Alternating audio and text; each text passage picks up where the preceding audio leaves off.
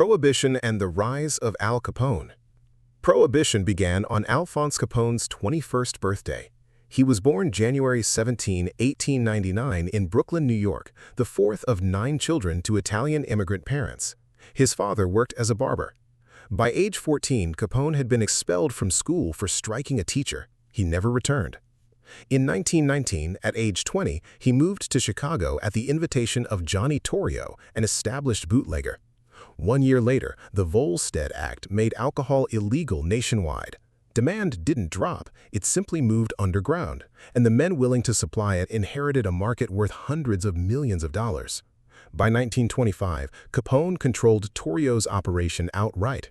His network bribed police, judges, and city aldermen because paying off officials was cheaper than losing product to raids. By the mid-1920s, Capone's organization was earning an estimated $60 million a year from beer and liquor alone.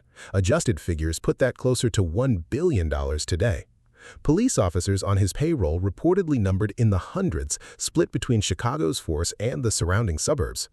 On February 14, 1929, 7 members of a rival gang were lined against a garage wall on North Clark Street and shot with over 70 rounds. No one was ever convicted.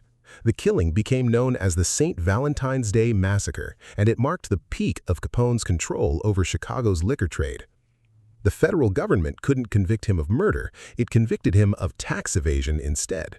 Treasury agent Frank Wilson spent years reconstructing Capone's unreported income from betting slips and ledgers alone.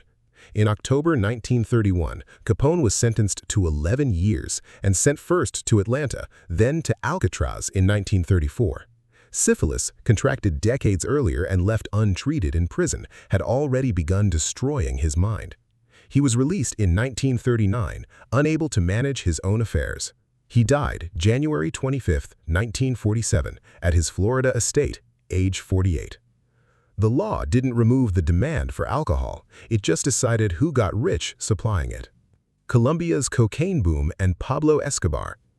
By 1989, Forbes listed a Colombian high school dropout among the 7 richest men on earth. Pablo Escobar was born December 1, 1949, in Rio Negro, Colombia, to a farmer and a schoolteacher. As a teenager, he ran small-time scams, reselling stolen goods according to biographers, and reportedly sanding names off cemetery headstones to resell them to smugglers. By his mid-20s, he had moved into cocaine. Colombia in the 1970s had a state too fractured to control its own territory. Escobar and the Ochoa brothers built the Medellin cartel into the dominant supplier for the booming American cocaine market. By the mid-1980s, the cartel was reportedly moving tens of tons of product into the United States every month. Forbes estimated Escobar's personal net worth at $3 billion in 1989.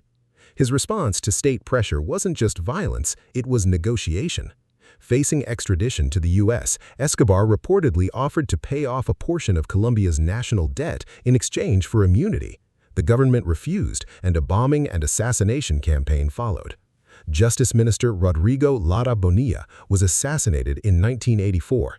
Presidential candidate Luis Carlos Galán was shot dead at a campaign rally in 1989, and later that year 100 people were killed when a bomb destroyed Avianca Flight 203.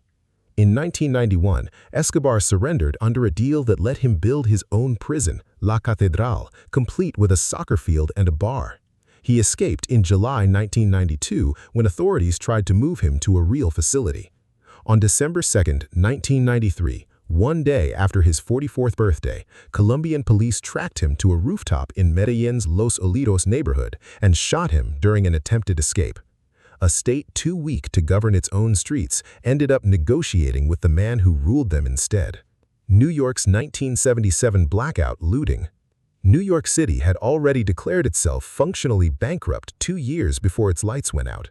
In October 1975, President Gerald Ford refused a federal bailout for the city, prompting the famous Daily News headline, "Ford to City, Drop Dead." To stay solvent, the city had already laid off roughly 5,000 police officers and cut sanitation and youth programs across the boroughs. The safety net that prevented unrest had been quietly dismantled. On July 13, 1977, lightning struck a Con Edison substation at 8:37 p.m. A cascading grid failure followed. By 9:34 p.m., the entire city was dark. The blackout lasted nearly 24 hours. Looting began within an hour in neighborhoods like Bushwick, Bedford-Stuyvesant, and South Bronx. Store gates were pried open with crowbars. In some blocks, entire strips of Broadway in Brooklyn were stripped bare.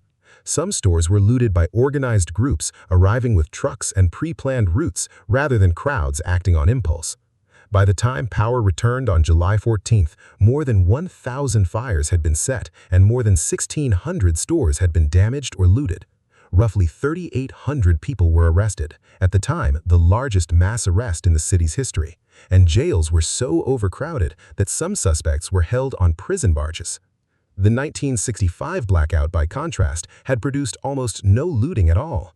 The difference wasn't the dark, it was everything the city had already stripped away before the lights went out. Post-Soviet Russia's mafia state. The Soviet Union collapsed on December 26, 1991, faster than any legal system could replace it. Under President Boris Yeltsin and economist Anatoly Chubais, a mass privatization program launched in October 1992, distributing vouchers meant to convert state-owned industry into private ownership. In practice, factories, oil fields, and mining operations went to whoever had the capital, the connections, or the force to seize them first. There was no functioning regulatory body to stop it. Organized crime groups, many staffed by former KGB and military officers left jobless by the collapse, filled the enforcement vacuum the state left behind. Russia's Interior Ministry estimated more than 5,000 organized crime groups were operating by 1994. Protection, a euphemism for extortion, became a functional tax system for small businesses across the country, since courts couldn't be trusted to enforce contracts. Contract killings of businessmen, bankers, and journalists became common through the mid-1990s, with hired shooters and car bombs treated as routine business disputes rather than anomalies. On March 1, 1995, television executive Vladislav Listyev was shot dead in the stairwell of his Moscow apartment building, just months after being appointed to reform state television's advertising practices. The case remains formally unsolved. By the end of the decade, several of the men who had seized state assets during the chaotic privatization period had become the oligarchs who would shape Russian politics for the next 20 years. A country that dismantled its old system overnight built nothing to replace it, so armed force filled the gap where law was supposed to be. The crack epidemic and mandatory minimums. Len Bias never played a single game in the NBA. Bias was a 22-year-old University of Maryland basketball star, drafted second overall by the Boston Celtics on June 17, 1986. 2 days later, he died of cardiac arrhythmia caused by cocaine intoxication in his campus dorm room. His death became a national symbol, arriving as crack cocaine was spreading rapidly through underinvested urban neighborhoods already hollowed out by decades of redlining and job loss.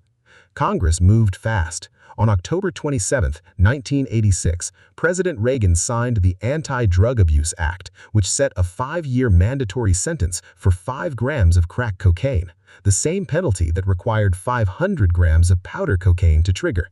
The two drugs are pharmacologically similar. The sentencing gap was 100 to 1. Crack was cheaper and more common in black communities. Powder remained more common among wealthier users. The law's effect wasn't a reduction in drug use, it was a surge in incarceration, concentrated almost entirely in the same neighborhoods the crisis had already devastated. By the early 1990s, black Americans made up the large majority of those sentenced under the crack provisions, despite comparable overall usage rates across racial groups. Prison populations for drug offenses grew for over a decade, while violent crime tied to gang wars over crack markets continued to rise through the early 1990s. The disparity wasn't corrected until the Fair Sentencing Act of 2010, which reduced the ratio from 100 to 1 to roughly 18 to 1, 24 years after it was written into law.